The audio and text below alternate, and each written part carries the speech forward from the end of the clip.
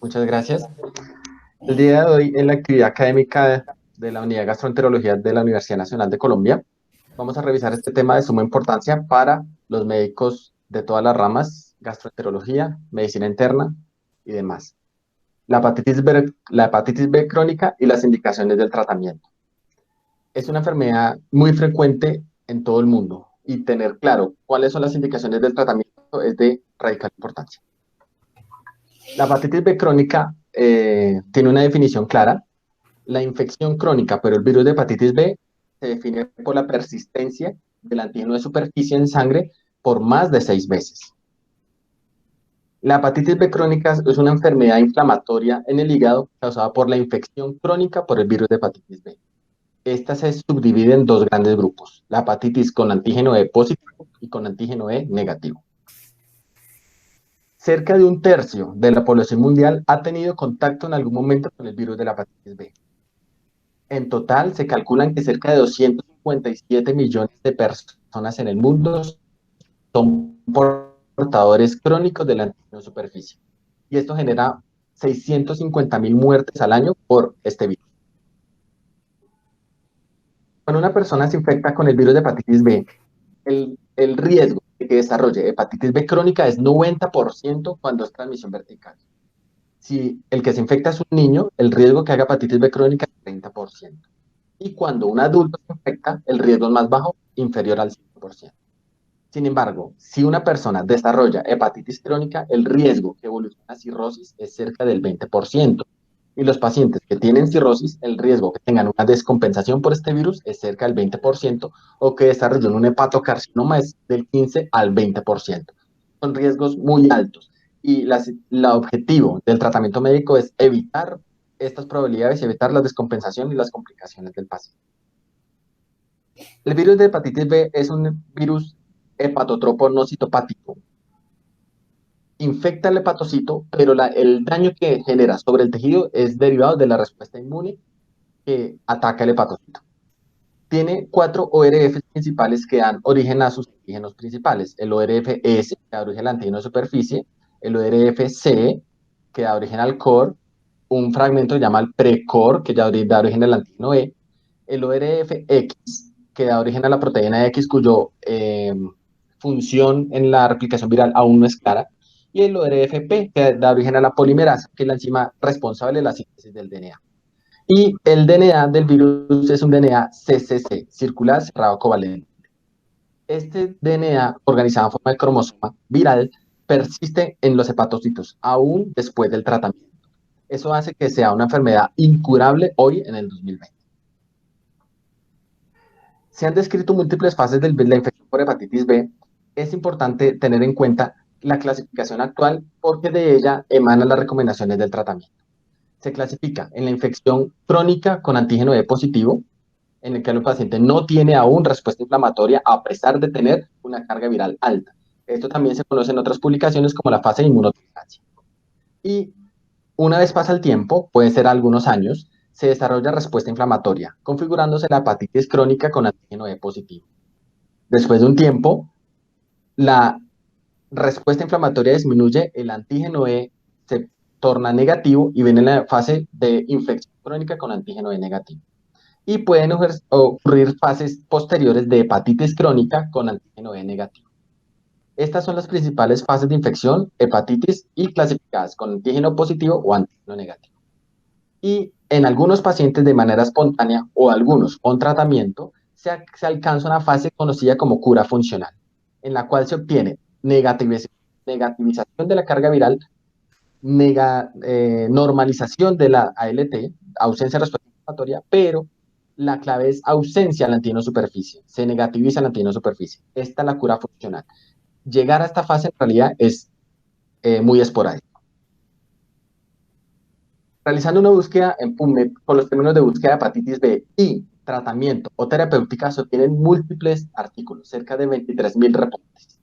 Cuando se filtran los últimos 5 años, cerca de 4.300 artículos hablan de este tema.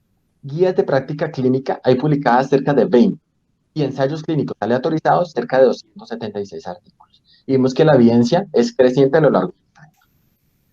Es de tanta importancia la hepatitis B y su tratamiento en el mundo que ha suscitado el desarrollo de múltiples guías de práctica clínica a lo largo de múltiples países.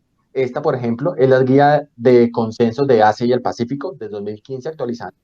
Esta es la guía coreana del 2016, la guía de la Organización Mundial de la Salud del 2015, la guía europea del 2017 y la más reciente publicada, la actualización del 2018 de la guía americana para el tratamiento de la hepatitis B. La hepatitis B crónica tiene un amplio espectro de presentación clínica. Los pacientes pueden estar desde un estadio avanzado de la enfermedad, con cirrosis o con falla hepática, y estos pacientes tienen un alto riesgo de mortalidad y complicaciones. Es claro que en estos pacientes frecuentemente requerirán tratamiento de manera urgente.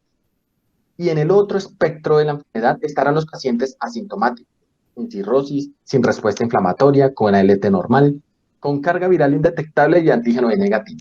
Probablemente estos pacientes sin manifestaciones clínicas algunas tengan un bajo riesgo de complicaciones y no requieran tratamiento. Pero múltiples pacientes estarán en la mitad, compartiendo algunas características de alto riesgo que implican una diferente probabilidad de desarrollo de complicaciones. Estos pacientes son los que deben evaluarse de manera precisa para determinar cuáles requieren tratamiento. Las variables que deben tenerse en cuenta para definir el tratamiento de hepatitis B son múltiples. La presencia o ausencia de cirrosis, la carga viral, la edad del paciente, las pruebas no invasivas de fibrosis hepática, como el APRI, el FIB4, el FibroScan, la ALT y su elevación, la positividad para el antígeno B o su cuerpo, y en algunos casos seleccionados, la histología. Teniendo en cuenta estas variables y tal vez otras adicionales, se determina la necesidad del tratamiento farmacológico. Las pruebas no invasivas para evaluar la fibrosis hepática son múltiples. Existen pruebas basadas solamente en pruebas farmacológicas y otras más avanzadas, con técnicas como la elastografía. El costo de ellas es variable, siendo la elastografía tal vez el examen más costoso y de menor disponibilidad.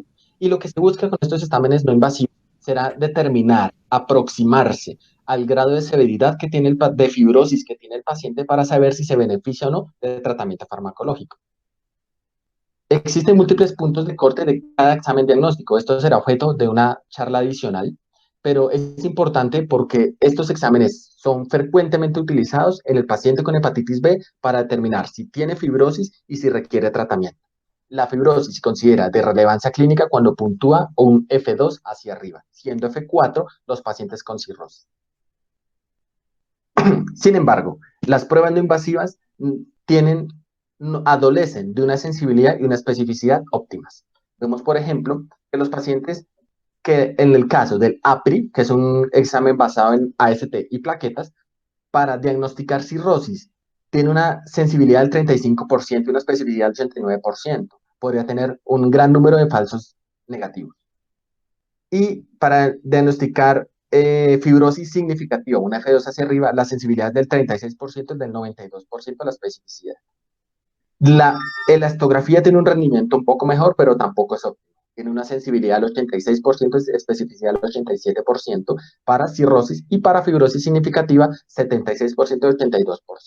Vemos pues que si bien la elastografía tiene un rendimiento mejor que las demás pruebas diagnósticas no invasivas, no es un examen ideal ni perfecto. Para el tratamiento de la hepatitis B crónica es necesario clasificar a los pacientes en dos grandes grupos: los pacientes que tienen cirrosis y los pacientes que no la tienen. En los pacientes que tienen cirrosis se han hecho múltiples trabajos y múltiples estudios para determinar cuál es el riesgo de tener complicaciones como hepatocarcinoma o una descompensación de cirrosis. En este trabajo, por ejemplo, se evaluó los pacientes que tenían cirrosis por el virus B, pero una carga viral baja, tratando de determinar cuál era el riesgo de hepatocarcinoma en estos pacientes. Vemos que eran pacientes que tenían cargas virales inferiores a 2.000 unidades por mililitro, que se consideran cargas virales bajas. Inclusive el 30% de ellas eran cargas virales indetectables. Y se evaluó en el tiempo el desarrollo de hepatocarcinoma.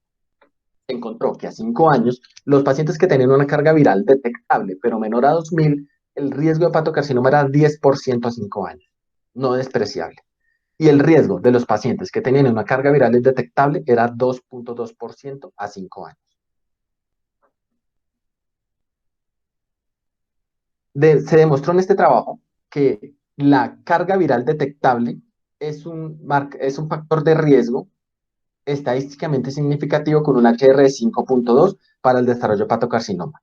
También se encontró que a mayor edad, mayor riesgo hay de patocarcinoma. Cuanto mayor es la ALT o la ST, mayor el riesgo. Pero también, esto es un hallazgo importantísimo, la ALT anormal no negativiza el riesgo. Un paciente puede tener sus enzimas hepáticas normales, pero si tiene cirrosis, hay respuesta inflamatoria y puede desarrollar hepatocarcinoma. Sobre las indicaciones de tratar con antivirales los pacientes con cirrosis y hepatitis B, existen general consenso en las guías de práctica clínica, desde las del Pacífico 2016, Europea 2017 y Americana 2018. En general decimos que si un paciente tiene carga viral detectable cualquier nivel y tiene una cirrosis descompensada, el tratamiento es inmediato y urgente, porque estos pacientes tienen un alto riesgo de morir por complicaciones derivadas de falla hepática o el desarrollo de hepatocarcinoma. Si el paciente tiene la cirrosis compensada, se sugería que se evaluara la carga viral y si era mayor a 2000, tratarlo. Sin embargo, con los trabajos que se han desarrollado, los pacientes con carga viral baja también se recomienda tratarlo, siempre evaluando la LT, pero teniendo en cuenta que la LT normal tampoco descarta el riesgo de complicaciones. Entonces, de manera más sencilla, pacientes con cirrosis, sea compensada o descompensada, si tiene carga viral detectable, requiere tratamiento en cualquier escenario. En los pacientes quienes tienen cargas virales indetectables, en estas guías de práctica clínica que son europeas y americanas en general, se recomienda repetir la carga viral, buscar otras causas de cirrosis y en los pacientes con cirrosis descompensada hacerlos valorar por el grupo trasplante. Sin embargo, en una propuesta de nuestro servicio, teniendo en cuenta las dificultades que hay en Colombia para desarrollar, para tomar una carga viral instantánea y rápida y poder hacer un seguimiento oportuno en las cargas virales, se recomienda tratar de manera temprana los pacientes que tengan cirrosis por virus B, tengan o no tengan carga viral detectable. Y en estos pacientes con carga viral indetectable, hacer una evaluación cuidadosa de los diagnósticos diferenciales y medir la carga viral. La LT es un criterio importante para determinar el tratamiento de estos pacientes. El punto de corte de la ALT normal se ha establecido de manera contundente en las guías de práctica clínica. Para los hombres se considera una ALT, la ALT máxima normal para el hombre es 35 y para la mujer es 25 unidades por litro. Y el criterio para dar tratamiento suele ser 2 veces el punto de corte normal, o sea, 2 veces este valor. Para el tratamiento de los pacientes sin cirrosis, hay que clasificarlos en 2 grandes grupos, como vimos en las fases de la hepatitis.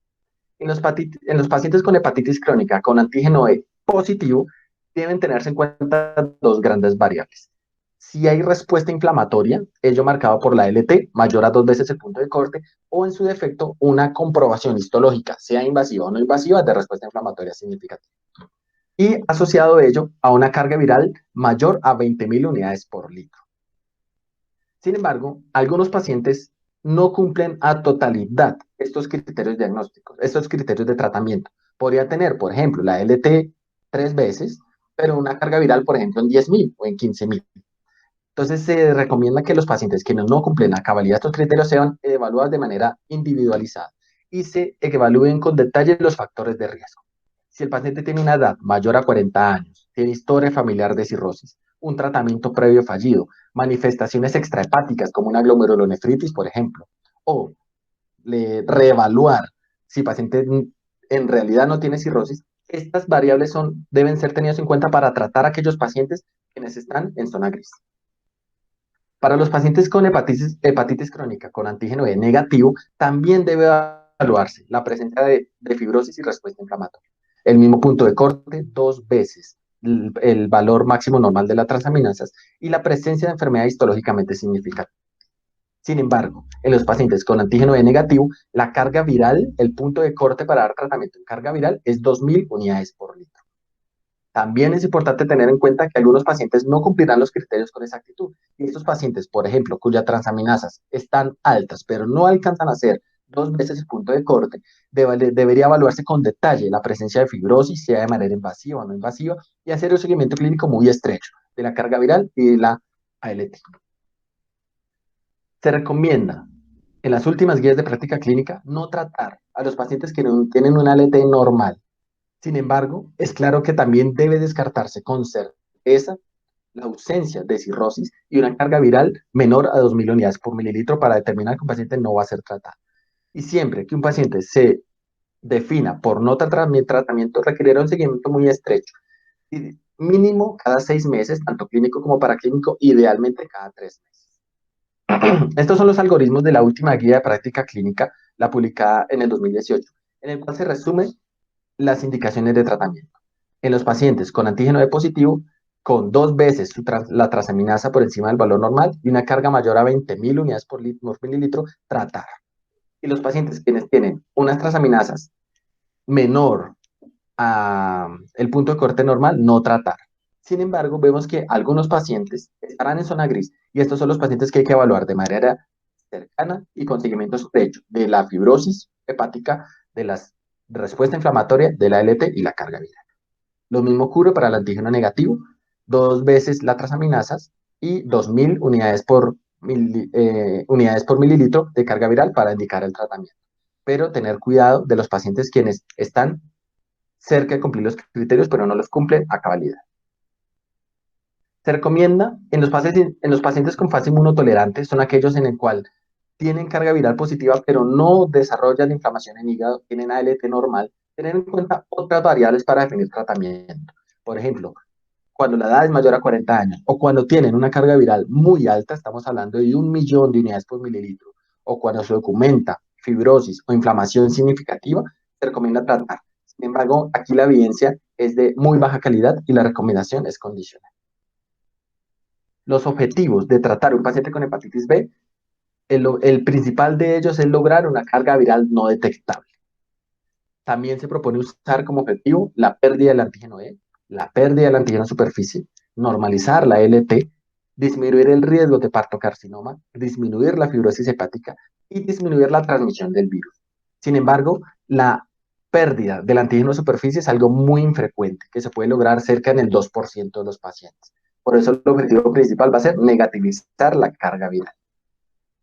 Las opciones terapéuticas disponibles para tratar la hepatitis B son las siguientes: el interferón pegilado y los análogos de nucleósido. Los más importantes, el tenofovir y el entecavir. El tenofovir, existen dos formas farmacéuticas principales de este medicamento. El T, acá hay un error, TDF y el TAF. El TDF es tenofovir disoproxil fumarato y el TAF es el tenofovir alafenamida. El tenofovir es un inhibidor de la transcriptasa reversa, lo cual inhibe la transcripción del RNA pregenómico al DNA. El TAF, que es una prodroga del TDE, del tenofovir, es un medicamento recientemente autorizado, aprobado para el tratamiento de hepatitis B. Brinda algunos beneficios en comparación del TDE. Es más estable en sangre, su acción es más directa en hepatocito, brinda el beneficio de dar dosis más bajas y menos riesgo de osteopenia y nefrotoxicidad. Tomar la decisión de tratar a un paciente con interferón o con análogos de nucleósido se basa en múltiples variables.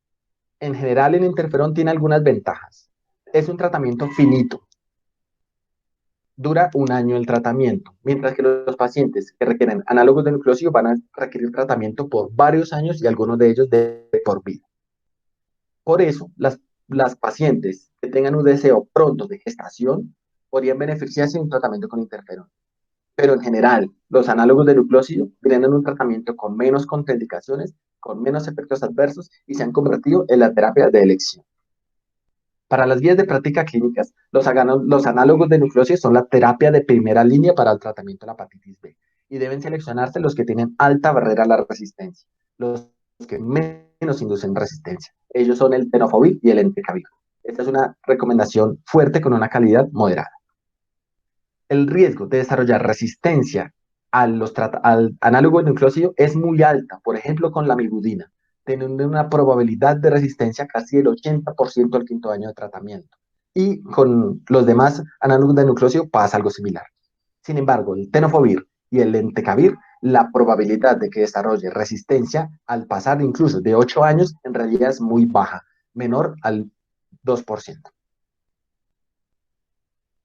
Se han desarrollado estudios para comparar el entecavir contra el tenofovir en pacientes con hepatitis B crónica. Esta es una revisión sistemática con metaanálisis que compara el tratamiento con tenofovir TDF contra el entecavir, que incluyó cerca de 20 estudios. Vemos que en el seguimiento total a 24 meses, no existió una diferencia significativa en la normalización de la ALT en el tratamiento con ambos pacientes, con ambos fármacos. Y para la negativización de la carga viral, tampoco se demostró una diferencia significativa. Sin embargo, al mes 24, sin embargo, al final del forest plot hay una tendencia hacia el beneficio del tenofovir.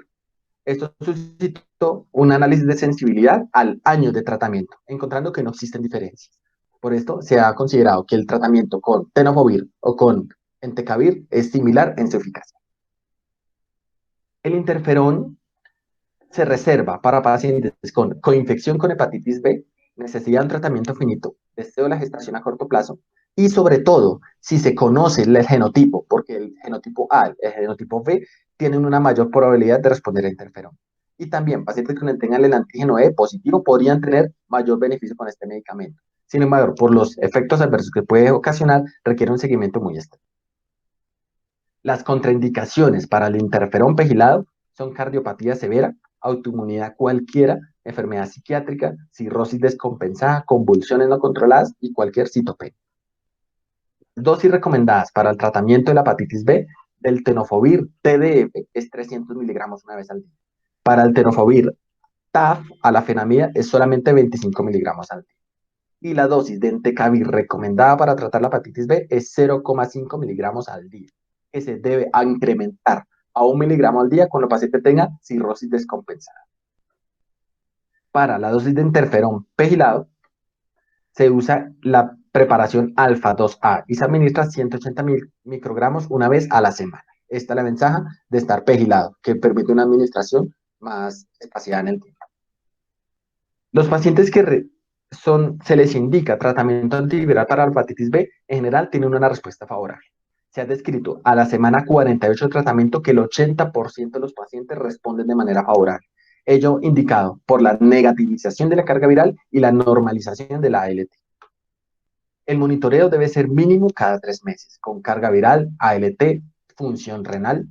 Cada 6 meses debe evaluarse el antígeno E para determinar si se logra la seroconversión del antígeno E y el antígeno de superficie cada año, teniendo en cuenta que la probabilidad de tener seroconversión del antígeno de superficie en realidad es muy baja. Se considera una respuesta bioquímica cuando la LT se normaliza, una respuesta serológica cuando hay seroconversión del antígeno de superficie o el antígeno E, y la respuesta virológica cambia cuando el paciente es tratado con interferón, menos de 2.000 unidades por mililitro, y si el paciente se le está indicando un análogo de nucleócido, debería tener carga viral indetectable para considerarlo una respuesta adecuada. Se considera una no respuesta al tratamiento con análogo de nucleócido cuando la disminución de la carga viral no es satisfactoria.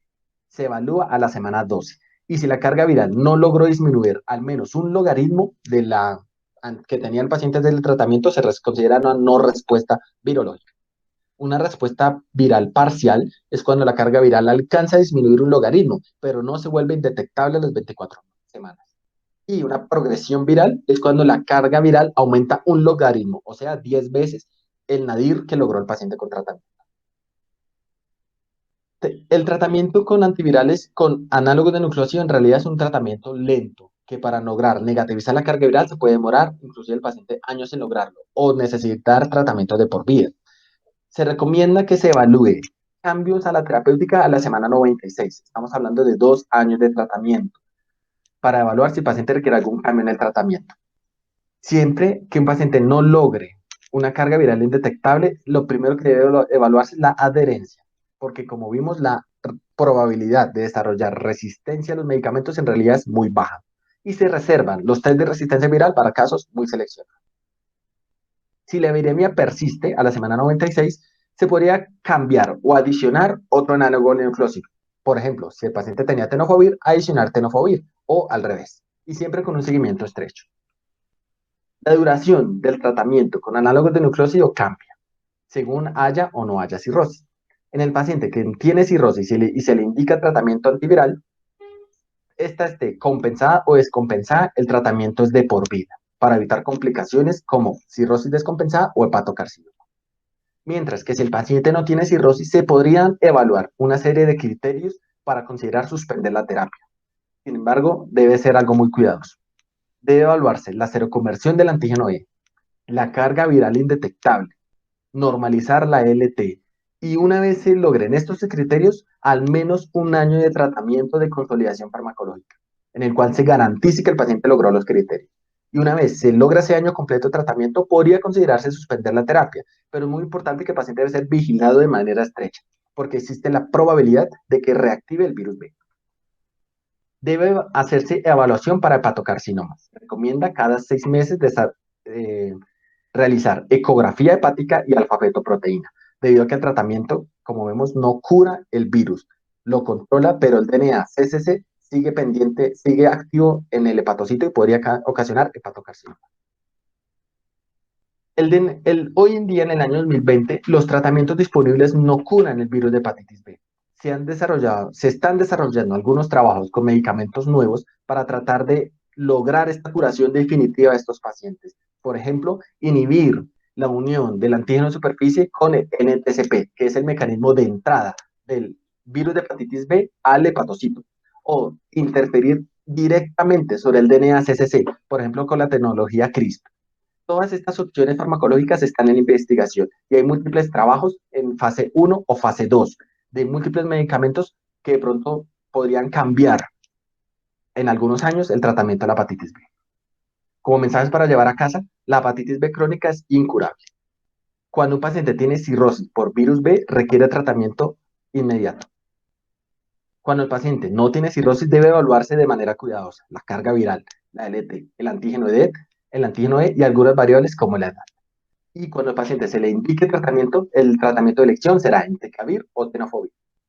La respuesta virológica es muy lenta, puede tardar varios años, y los pacientes requieren seguimiento de hepatocarcinoma de manera periódica. Muchas gracias.